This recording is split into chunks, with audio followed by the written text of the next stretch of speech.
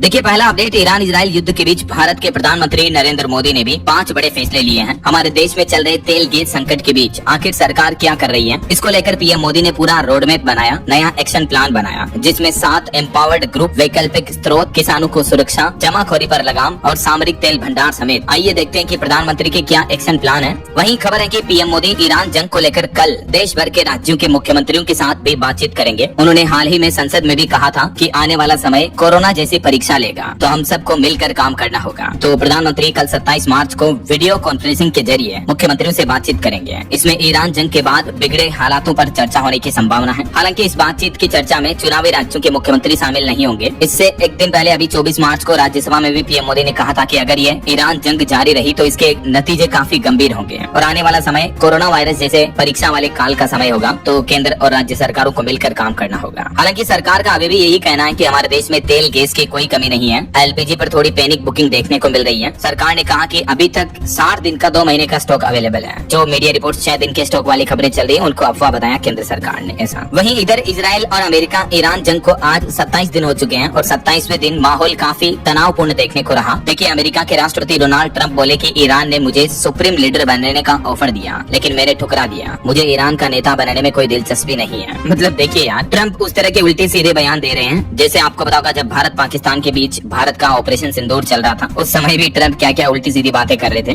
तो आज ट्रंप ने कहा कि ईरान ने मुझे सुप्रीम लीडर बनने का ऑफर दिया, लेकिन मैंने ठुकरा दिया। वहीं इधर ईरान इजराइल जंग पर आज एक बड़ी खबर आई कि इजराइल ने कहा कि होर्मुज रूट को बंद करने वाला जो ईरानी कमांडर था उसको हमने मार गिराया। तो इस घटना के बाद अब ईरान ने बाब अल मंदेब रूट को बंद करने और उस पर भी हमला करने की धमकी दी। यह भी होर्मुज की ही तरह दुनिया का चौथा सबसे बड़ा शिपिंग रूट है, जहाँ से जहाज वगैरह निकलते हैं क्रूड ऑयल वगैरह के। जैसे होर्मुज रूट है ना ये, तो इसके इस साइड में इसी आइलैंड के दूसरे छोर पर ये बाब अल मंदेब स्ट्रेट है। तो ये जो होर्मुज रूट था, इनके कमांडर थे। इजराइल का कहना कि आज हमने इनको तो मार दिया। और ये होर्मुज स्ट्रेट रूट से तकरीबन 2500 किलोमीटर दूर इधर यमन अदन की खाड़ी के पास ये भी संकरा एरिया है, बाब अल मंदेब स्ट्रेट रूट। तो ईरान ने कहा कि अब इस रूट से जाने वाले जहाजों पर भी हम हमला करेंगे। होर्मुज पर तो पहले ही हमला कर रहा है, ईरान कंट्रोल में ले रखा। तो ईरान ने भी आज ये धमकी दी इजराइल के इस हमले के बाद। इजराइल ने ईरान की रिवोल्यूशनरी गार्ड IRGC के नौसेना चीफ अली रेजा तंगसीरी को मारने का दावा किया है। इजराइल के रक्षा मंत्री कार्ज ने कहा कि ईरान के बंदर अब्बास इलाके में हुई एयर स्ट्राइक में तंगसीरी मारे गए। इजरायली अधिकारियों के मुताबिक तंगसीरी वही कमांडर थे जिन्होंने ये स्ट्रेट ऑफ होर्मुज रूट को बंद करने की प्लानिंग की थी। हालांकि अभी तक भी ईरान ने तंगसीरी की मौत की पुष्टि नहीं की है, लेकिन ईरान ने भी इजराइल के इस हमले के जवाब में धमकी जरूर दी है कि होर्मुज के बाद अब बाब अल मंदेब रूट पर हमला करेंगे, उसको भी बंद करेंगे। इस बीच एक्सपर्ट्स का कहना है कि चीन का ऑयल रिजर्व जब मार्केट में आएगा तभी क्रूड ऑयल की कीमतें कम होगी और दुनिया में थोड़ी सप्लाई बढ़ेगी वापस। लेकिन सवाल ये कि आखिर डोनाल्ड ट्रंप के लिए भी होर्मुज स्ट्रेट खुलवाना मुश्किल क्यों होता जा रहा है, क्योंकि ईरान और अमेरिका इजराइल के बीच चल रहा युद्ध अब इतना ज्यादा बढ़ गया है कि होर्मुज स्ट्रेट लगभग पूरा बंद ही हो गया है। इस वजह से सैकड़ों तेल के टैंकर दोनों तरफ खड़े हैं, आगे नहीं बढ़ पा रहे हैं। इससे तेल की कीमतें $100 प्रति बैरल को पार कर चुकी हैं। तो अमेरिका के राष्ट्रपति ट्रंप ने कहा कि वह इस समुद्री रास्ते को किसी भी तरह से फिर खोलेंगे, लेकिन एक्सपर्ट्स का कहना है कि ये इतना आसान नहीं होगा। जब तक अमेरिका का ईरान के साथ कोई समझौता नहीं हो जाता या कोई सीजफायर वगैरह नहीं हो जाता, तब तक ट्रंप के लिए होर्मुज रूट को खुलवाना इतना आसान भी नहीं होगा। ऐसा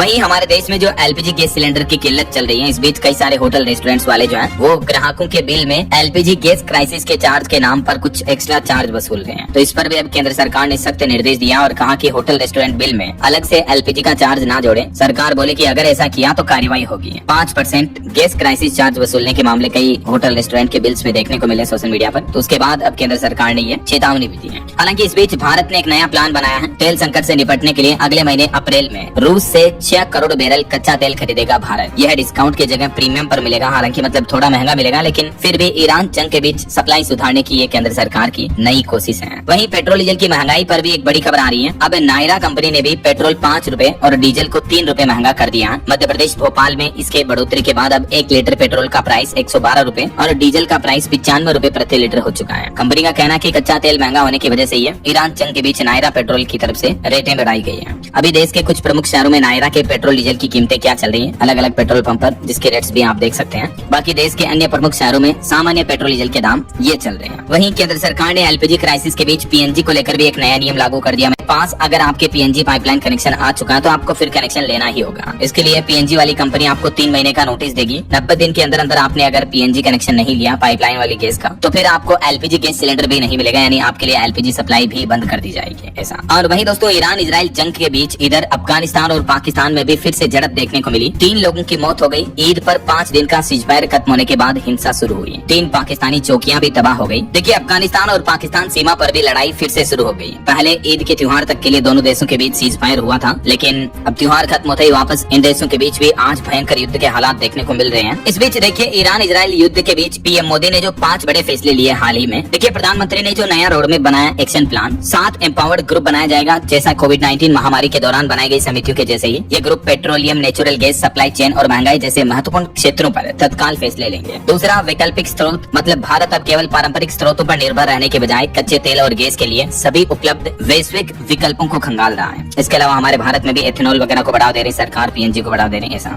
और किसानों के लिए स्पेशल पीएम मोदी ने कहा कि आगामी बुआई सीजन खरीफ फसलों को देखते हुए उर्वरक खाद का पर्याप्त स्टॉक सुनिश्चित किया गया है। प्रधानमंत्री ने किसानों को ये भी भरोसा दिलाया कि वैश्विक संकट का बोझ उन पर नहीं आने देंगे कुल मिलाकर। इसके अलावा एलपीजी वगैरह किसी भी तरह की जमाखोरी पर लगाम लगाई जाएगी। और सामरिक तेल भंडार, यानी भारत ने अपने सामरिक तेल भंडार जो ऑयल रिजर्व था उसको 5.3 मिलियन मीट्रिक टन से बढ़ाकर 6.5 मिलियन मीट्रिक टन करने पर भी काम तेज कर दिया है। तो ये फिलहाल तक के लिए केंद्र सरकार के एक्शन प्लान है। और बाकी आज और भी प्रधानमंत्री नरेंद्र मोदी जैसा कि कहे हैं कि कल देश भर के राज्यों के मुख्यमंत्रियों के साथ बातचीत होगी।